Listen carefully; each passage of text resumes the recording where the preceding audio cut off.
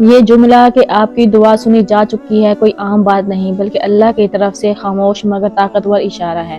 جب کوئی انسان اخلاص، صبر اور یقین کے ساتھ دعا کرتا ہے تو اللہ فوراً یا مناسب وقت پر اس کی قبولیت کی نشانیاں دکھانا شروع کر دیتا ہے۔ یہ نشانیاں ہر انسان کے لیے ایک جیسی نہیں ہوتی، مگر کچھ علامتیں ایسی ہوتی ہیں جو اکثر اللہ خود دکھاتا ہے۔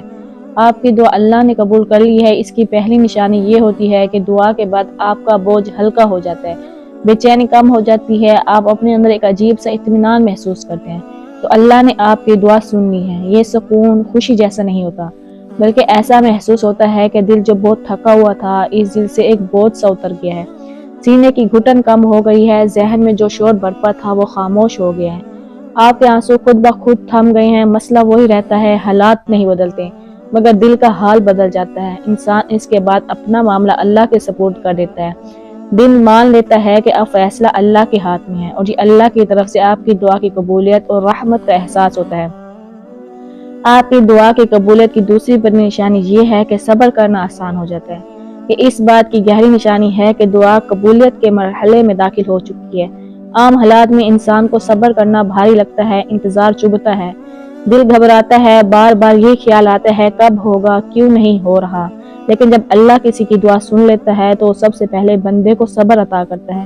انسان کے دل کی کیفیت بدل جاتی ہے۔ اس کا مطلب یہ نہیں کہ آپ کا مسئلہ ختم ہو گیا ہے، آپ کا دکھ ختم ہو گیا ہے، بلکہ اس کا مطلب یہ ہے کہ آپ کے دل کی بے چینی کم ہو گئی ہے، انتظار تھکاتا نہیں ہے، آپ کا رونا شکایت نہیں بنتا، آپ کے اندر ایک ٹھہراؤ، سکون، اطمینان آ جاتا ہے۔ جب صبر آسان ہو جائے تو یہ اس بات کی علامت ہے اللہ نے آپ کو اپنی رحمت میں لے لیا ہے، آپ کی دعا قبول ہو چکی ہے، کیونکہ اللہ ہر بندے کو یہ صبر نہیں دیتا۔ یہ صبر صرف اسے ملتا ہے جس کے لیے اللہ نے فرمایا ہو کہ اب یہ بندہ اس مرحلے تک پہنچ چکا ہے جہاں سے میں خود اس کا بوجھ اٹھاؤں گا۔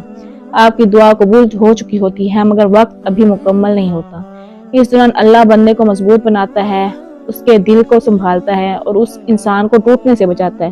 تو ان حالات میں آپ شکر ادا کریں، دعا کو جاری رکھیں، مگر بے چینی کے بغیر اللہ کے فیصلے پر راضی رہیں۔ اسی طرح تیسری نشانی یہ ہے کہ دعا کا بار بار دل میں آنا۔ کبھی ایسا ہوتا ہے کہ بندہ دعا کر چکا ہوتا ہے، مگر اس کے باوجود وہی دعا انسان بار بار اللہ سے کرتا ہے، وہی دعا زبان پر خود بخود آ جاتی ہے، نماز میں، سجدے میں، تنہائی میں، اور یہ بات اللہ کی طرف سے آپ کے دل میں ڈالی جاتی ہے، تو اللہ ایسی دعا کو رد نہیں کرتا بلکہ قبولیت کے راستے پر رکھ دیتا ہے۔ تو وہ بندے کے دل کو اس دعا سے جوڑے رکھتا ہے تاکہ بندہ اللہ سے تعلق نہ توڑے، مایوس نہ ہو جائے، دعا کرنا چھوڑ نہ دے۔ اس میں اللہ تعالیٰ کی خاص حکمت ہوتی ہے، دعا قبول ہونے کے قریب ہوتی ہے۔ یہ اس دعا میں آپ کے لیے بہت بڑی بھلائی چھپی ہوتی ہے، یا اس دعا کے بدلے اللہ تعالیٰ آپ کو بہت بلند مقام عطا کرنا چاہتا ہے، اس لیے وہ دعا اللہ بندے کے دل سے نکلنے نہیں دیتا۔ آپ اس دعا کو چھوڑے نہیں، اس دعا پر درود شریف پڑھتے رہیں تو آپ کی وہ دعا کبھی رد نہیں ہوتی۔ اسی طرح چوتھی نشانی یہ ہے کہ زندگی میں چھوٹے مگر مثبت اشارے ملنا شروع ہو جاتے ہیں۔ اکثر لوگ یہ سمجھتے ہیں کہ دعا کی قبولیت صرف بڑا معجزہ ہے، حالانکہ اللہ تعالیٰ پہلے چھوٹے چھوٹے اشاروں کے ذریعے بندے کو تسلی دیتا ہے۔ یہ اشارے بظاہر معمولی لگتے ہیں مگر اندر سے بہت معنی رکھتے ہیں، جیسے اچانک کوئی راستہ کھل جاتا ہے جو آپ کے وہم و گمان میں بھی نہیں ہوتا کہ آپ کو یہ مسئلہ حل ہوتا وہ نظر بھی نہیں آ رہا ہوتا، لیکن اللہ تعالیٰ آپ کے لیے وہاں سے راستہ کھول دیتا ہے، رکا ہوا کام تھوڑا سا آگے بڑھ جاتا ہے، کسی درست انسان سے غیر متوقع ملاقات ہو جاتی ہے، کسی مسئلے کا بوجھ ہلکا ہو جاتا ہے، وہ بات سن لیتا ہے جو دل کو تسلی دی جائے۔ یہ سب اللہ کی ترتیب سے دی ہوئی باتیں ہوتی ہیں، یہ اتفاق نہیں ہوتا۔ اللہ تعالیٰ فرماتا ہے جو اللہ سے ڈرے اس کے لیے نکلنے کا راستہ بنا دیتا ہوں میں۔ یہ راستہ اکثر چھوٹے اشاروں سے شروع ہوتا ہے۔ اللہ دعا کو یکدم پورا نہیں کرتا، حالات کو آہستہ آہستہ بدلتا ہے، بندے کے دل کو پہلے مضبوط کرتا ہے، اسے یقین دلاتا ہے کہ کام رکا نہیں، چل پڑا ہے۔